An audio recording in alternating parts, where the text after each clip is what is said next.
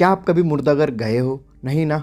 चलो भगवान का शुक्र है, लेकिन मैंने वहाँ एक रात बिताई है और भगवान की कृपा से उसके कारण अभी तक मैंने अपना मानसिक संतुलन नहीं खोया है। ये बात मेरे एक कज़न की है जो मुर्दाघर में चपरासी की नौकरी करता है। और एक बार जब उसकी वाइफ पेट से थी और वो डिलीवरी के लिए अस्पताल में थी तो मैंने उसकी जगह मुर्दाघर में पहरा देने की पहल कर दी, जिससे उसकी तनख्वाह न कटे।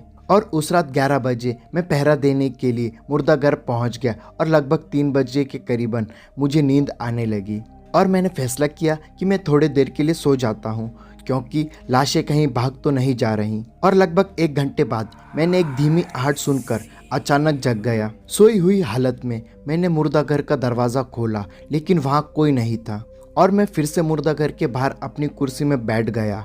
अब तक मेरी नींद पूरी तरह से टूट चुकी थी और मैं सोच में डूब गया कि वो आहट किस वजह से हुई।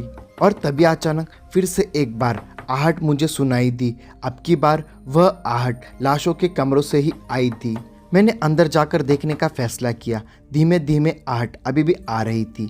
मैं अंदर जाकर बॉक्स को भी पहचान लिया जिसमें से आहट आ रही थी। मुझे ये नहीं पता था कि इस बॉक्स में लाश थी या यह काली थी, लेकिन मुझे इसे खोलने की कोई विशेष इच्छा नहीं थी। लेकिन इसके 1 मिनट बाद मैंने फैसला किया और बॉक्स को अपनी ओर खींच लिया और उस खटखटाहट की आवाज़ तुरंत ही बंद हो गई और एक आदमी की लाश मुझे उस बॉक्स में दिखाई दी। जल्दी से पैर पटकते हुए मैंने बॉक्स को बंद किया और मैं अपनी कुर्सी पर लौट आया। जैसे ही मैंने कुर्सी पर बैठा और एक दस्तक सुनाई दी और अब की बार ये आवाज़ दूसरे बॉक्स से आ रही थी। मुझे अच्छी तरह से याद है, मैं दौड़कर सारे बॉक्स खोल दिया।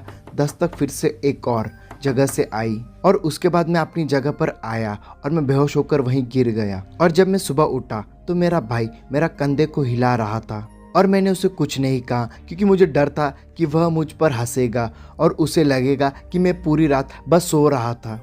और इस घटना के केवल 6 महीने बाद नशे में मेरे भाई ने मुझे बताया कि इस तरह लाशें हमेशा नए लोगों को डराती हैं। और मेरे भाई की ये बात सुनकर मेरे पैरों तले ज़मीन खिसक गई और मुझे डर लगने लगा। और इसके बाद मैं कभी भी मुर्दाघर में नहीं गया। ये कहानी तब की है जब मेरे मामा जी की लड़की यानी कि मेरी बहन की शादी थी और शादी गांव में थी। और एक दिन पहले गाने बजाने का माहौल चल रहा था और मेरे भाई यानी कि मामा के लड़के के कुछ दोस्त भी वहां पर आए हुए थे। और मेरे भाई ने पड़ोस के घर की छत पर दारू पीने और चिकन खाने का प्लान बनाया और मेरे भाई ने मुझे पैसे दिए और अपने एक दोस्त के साथ चिकन लाने भेज दिया।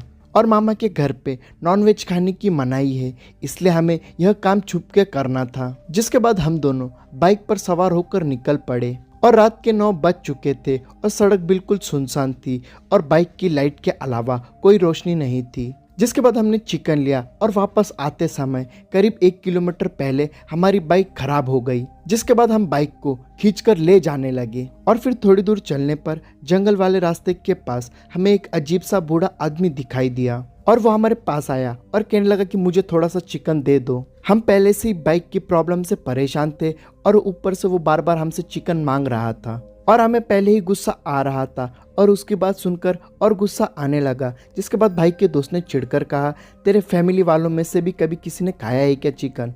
चल भाग यहाँ से। जिसके बाद फिर से एक बार उसने हमसे चिकन मांगा, लेकिन इस बार हमने उसे धमका कर भगा दिया। जिसके बाद वो वहाँ से चला गया और हम अपने रास्ते निकल पड़े।